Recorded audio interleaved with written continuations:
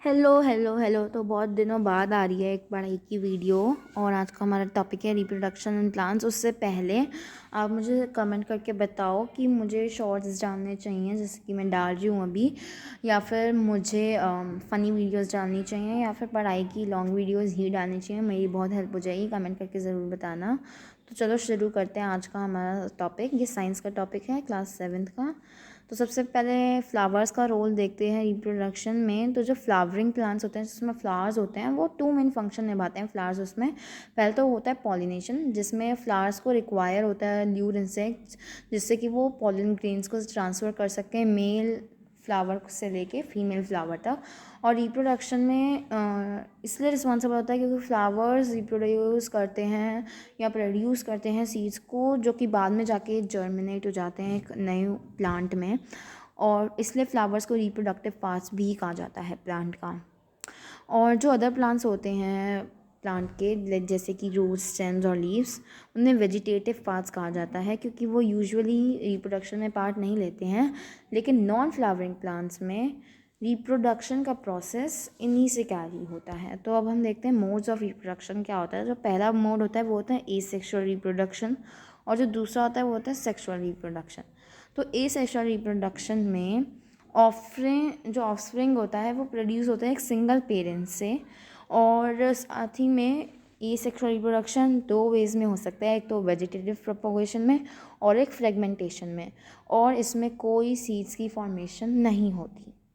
और ऑर्गेनिजम्स में जो कि अदर देन प्लांट्स होते हैं उसमें ना एसेक्सुअल रिप्रोडक्शन प्लेस लेता है 3 वेज में, जैसे कि फिजन, बडिंग और स्पोर फॉर्मेशन। तो ये जो 5 वे है ये भी हम आगे पढ़ेंगे। पहले मैं आपको शॉर्ट डिस्क्रिप्शन दे देती हूँ कि सेक्सुअल रिप्रोडक्शन क्या होता है। तो सेक्सुअल रिप्रोडक्शन में जो ऑफस्प्रिंग होता है वो सीड से प्रोड्यूस होता है, 2 पेरेंट्स से प्रोड्यूस होता है, और उसमें दोनों पेरेंट्स के कैरेक्टरिस्टिक्स होते हैं ऑफस्प्रिंग में। और सेक्सुअल रिप्रोडक्शन उन प्लांट्स में प्लेस करता है जिसमें फ्लावर्स होते हैं, यानी फ्लावरिंग प्लांट्स। और जो पॉलिनेटिंग एजेंट्स होते हैं जैसे कि बीज और बटरफ्लाइज होते हैं, वो पॉलिन ग्रेन ट्रांसफ़र करते हैं मेल फ्लावर से फीमेल फ्लावर तक, जो कि लीड करता है फॉर्मेशन ऑफ फ्रूट्स और सीड्स के लिए। उसके लिए लेकिन फेवरेबल कंडीशंस होना ज़रूरी है, और ये सीड्स जर्मिनेट हो जाते हैं बाद में एक न्यू प्लांट में। देखते हैं वेजिटेटिव प्रोपोगेशन क्या होता है। क्योंकि जो वेजिटेटिव प्रोपोगेशन होता है ना, ये रेफ़र करता है एक प्रोसेस को जिसमें प्रोडक्शन होता है न्यू इंडिविजुअल्स का, जिसमें वेजिटेटिव प्लांट्स, पेरेंट प्लांट जैसे कि स्टेम, रूट्स और लीव्स। और स्टेम में देखते हैं क्या होता है। सबसे पहले तो पोटैटो के बारे में बात करते हैं इसमें। तो it act as a food storage for the plant. ये आप की पॉइंट लिख सकते हो। When it is planted it give rise to a new potato plant, मतलब वो एक नए पोटैटो प्लांट को राइज दे देता है। और पोटैटो के ऊपर एक स्मॉल स्मॉल डिप्रेशंस होते हैं, आपने देखा होगा, ऐसे गड्ढे से होते हैं छोटे छोटे एकदम। तो उनके सरफेस पे होते हैं, तो उन्हें आइस कहते हैं, और वो जहाँ से बर्ड्स ग्रो होती हैं। लेकिन ये बर्ड्स फ्लावरिंग प्लांट्स की तरह नहीं होती, फ्लावरिंग बर्ड्स की तरह ये वेजिटेटिव बर्ड्स होती हैं। और ये बर्ड्स राइज नहीं देती फ्लावर्स को, बल्कि ये एक न्यू प्लांट को राइज देती हैं। लेकिन उसके लिए भी फेवरेबल कंडीशंस होना ज़रूरी है, जैसे कि लाइट, सॉइल और मॉइस्चर, और भी कोई बहुत कुछ। और प्लांट जैसे कि जिंजर और टर्मरिक ये भी सेम वे में रिप्रोड्यूस करते हैं, ये भी स्टेम कहते हैं हम इसे भी। और रूट्स में देखते हैं तो जो प्लांट्स होते हैं जैसे कि डालिया और स्वीट पोटैटो, ये रूट्स के उसमें करते हैं एसेक्सुअली रिप्रोड्यूस। तो ये कैसे करते हैं कि वेजिटेटिव प्रोपोगेशन से करते हैं। और ये जो होते हैं ये पूरे न्यू प्लांट को राइज देते हैं। और जो लीव्स होते हैं उसमें जैसे कि हम एग्जांपल लेते हैं ब्राइलोफाइलम प्लांट का, तो इसमें सेवरल ना टाइनी वेजिटेटिव बर्ड्स होते हैं उसकी एज पे लीफ की। तो ये बर्ड्स जो बाद में ग्रो हो जाते हैं एक न्यू प्लांट में अगर ये गिरते हैं किसी मॉइस्ट ग्राउंड पे। देखते हैं फ्रेगमेंटेशन क्या होता है। जो प्रोसेस होता है जिसमें कि ऑर्गेनिज्म स्प्लिट हो जाता है 2 या और उससे ज़्यादा पार्ट्स में, पीसेस में, तो उसे फ्रेगमेंटेशन कहते हैं। और जो जितने भी पीसेस में वो उन पीसेस को फ्रेगमेंट कहते हैं। जैसे कि आपने देखा होगा कि जो aquatic basically mostly aquatic micro organisms में ये होता है। और एग्जांपल मैं ले रही हूँ अभी स्पाइरोगायरा का। तो ये रिप्रोड्यूस करता है फ्रेगमेंटेशन से। और spirogyra is also a microscopic plant which is green in colour which belongs to a special group of plants which is called algae. हमने एल्गी के बारे में पढ़ा था, हमने क्लास 7th के सेकेंड चैप्टर में न्यूट्रिशन एंड प्लांट्स में। अब जो ईच स्पाइरोगायरा होता है वो ब्रेक्स अप कर देता है 2 या मोर पीसेस में, 2 या से ज़्यादा पीसेस में स्पाइरोगायरा ब्रेक हो जाता है, जिसमें फिर ग्रो होते हैं एक न्यू इंडिविजुअल को लेके। और it grows and multiplies rapidly, ये रैपिडली मल्टीप्लाई होता रहता है, ग्रो होता रहता है अगर इसमें वाटर एंड न्यूट्रिएंट्स अवेलेबल हो रीडीली।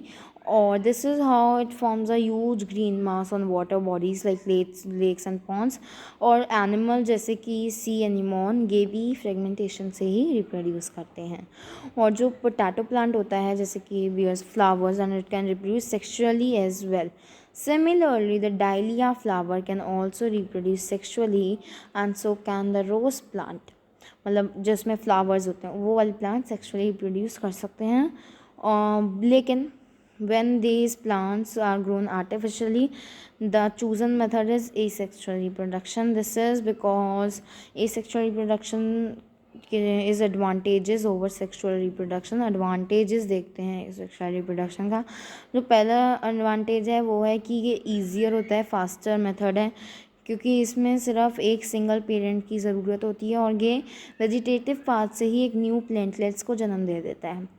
और जिसमें प्लांट्स सेक्सुअली रिप्रोड्यूस होता है उसमें हमें फ्लावर्स को एनर्जी रिप्रोड्यूस करनी होती है, प्लांट को एनर्जी स्पेंड करनी होती है एक ब्राइट कलर फ्लावर और एक फ्रेगनेंस को एमिट करने के लिए, और उन्हें ल्यूर इंसेक्ट्स की भी ज़रूरत पड़ती है पॉलिनेशन के लिए।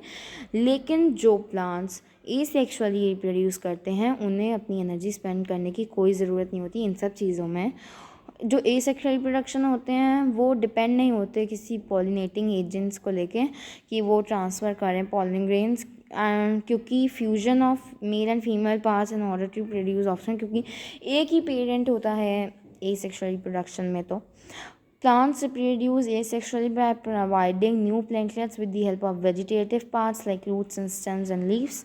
The organisms other than plants reproduce asexually by the following methods: budding, spore formation and fission। अब देखते हैं budding क्या होता है। तो ये भी एक एसेक्सुअल रिप्रोडक्शन का फॉर्म है, लेकिन ये प्लांट्स में नहीं होता, अदर ऑर्गेनिजम्स में होता है। अब ये जो होता है जैसे कि मैं एग्जांपल ले रही हूँ ईस्ट का, तो जो ईस्ट होती है वो सिंगल सेलर माइक्रोस्कोपिक ऑर्गेनिज्म है जो कि मिलियंस ऑफ कॉलोनीज़ में रहते हैं और ये रिप्रोड्यूस करते हैं एसेक्सुअली बडिंग की मदद से, बडिंग की मेथड से। और इसमें जो स्टेप्स इन्वॉल्व होते हैं बडिंग में उसका भी मैं आपको एक फ्लो चार्ट दिखाऊंगी। और yeast multiplies many folds through budding to form a large number of yeast cells within a very short period of time। An aquatic animal called hydra also produces asexually by budding। तो ये flow chart है budding कैसे होती है yeast में, आप देख सकते हो। अब आते हैं स्पॉर फॉर्मेशन पे। तो spore formation is a method of asexual reproduction which a parent organism give rise to hundreds of tiny spores which can grow into new organisms. जैसे कि मैं एग्जांपल ले रही हूँ स्लाइस ऑफ ब्रेड का। Bread अगर हम मॉइस्ट इन्वायरमेंट में छोड़ दें कुछ दिनों के लिए तो क्या होता है उस पर एक ग्रीन सी लेयर आ जाती है जिसे हम फंगी कहते हैं, और वो राइजोपस होती है, मतलब नाम है वो फंगी का, और वो ग्रो हो जाती है ब्रेड पे, है ना। तो वैसे ही ग्रुप ऑफ प्लांट्स में उसे उन्हें बोला जाता है फॉर्म्स ऑफ मॉसेस, और वो रिप्रोड्यूस करते हैं एसेक्सुअली स्पॉर फॉर्मेशन के मेथड से। और स्पॉर्स कुछ नहीं होते हैं, वो बस एक asexually reproductive bodies of different species which are present in air। When they find the proper substrate and suitable environmental conditions, they start growing into new individuals, otherwise they simply float in the air। Their light body structure lets them float in the air। These spores have a hard protective outer covering that helps to withstand harmful and unfavorable conditions such as extreme temperatures, low humidity, etc। और ये spores की एक image है, ऐसे दिखते हैं वो generally. अब आते हैं फिजन पे। तो फिजन एक प्रोसेस है जिसमें 2 और मोर न्यू ऑर्गेनिजम्स फॉर्म्ड होते हैं, पेरेंट ऑर्गेनिज्म स्प्लिट होता है। तो इसमें जो न्यू इंडिविजुअल प्रोड्यूस होते हैं वो सेम साइज़ के होते हैं। और फिजन अकर्स होता है 2 वे में, बाइनरी फिजन और मल्टीपल फिजन में। अब आपको लग रहा हो कि यार ये बडिंग और फिजन तो बहुत ज़्यादा सिमिलर लग रहे हैं, लेकिन ऐसा नहीं है, ये डिफरेंट है। तो पहले मैं आपको दिखा देती हूँ ये बाइनरी फिजन का फ्लो चार्ट है और ये मल्टीपल फिजन का फ्लो चार्ट है। अब डिफरेंस बताती हूँ बडिंग और फिजन में। तो बडिंग होता है ना, वो एक प्रोसेस है जिसमें न्यू ऑर्गेनिज्म डेवलप होता है एक पेरेंट बॉडी के पोर्शन में से। लेकिन जो फिजन होता है उसमें एक इंटायर प्लांट ही राइज दे देता है 2 या फिर और ऑर्गेनिजम्स में जो कि इक्वल साइज़ के होते हैं। और बडिंग कॉम्प्लेक्स ऑर्गेनिजम्स में होता है जैसे कि फंगी और हाइड्रा, और फिजन माइक्रोस्कोपिक ऑर्गेनिजम्स में होते हैं जैसे बैक्टीरिया और प्रोटोजोआ। और ये डिफरेंस है बाइनरी फिजन और मल्टीपल फिजन के ऊपर। इसकी आप फ़ोटो ले सकते हो और रेफ़र कर सकते हो बाद में। Thank you so much for watching this video till the end. और अगर आपकी थोड़ी सी भी मदद हुई हो तो डू कमेंट मी डाउन, और कोई प्रॉब्लम हो तब भी कमेंट करना, क्वेश्चन हो तो। और आप लोग कमेंट करके ज़रूर बताना मुझे कि मुझे किस टाइप की वीडियो पोस्ट करनी चाहिए, मेरी बहुत हेल्प हो जाएगी। सो जब तक मेरी न्यू वीडियो नहीं आती तब तक के लिए बाय बाय, टाटा, सी यू।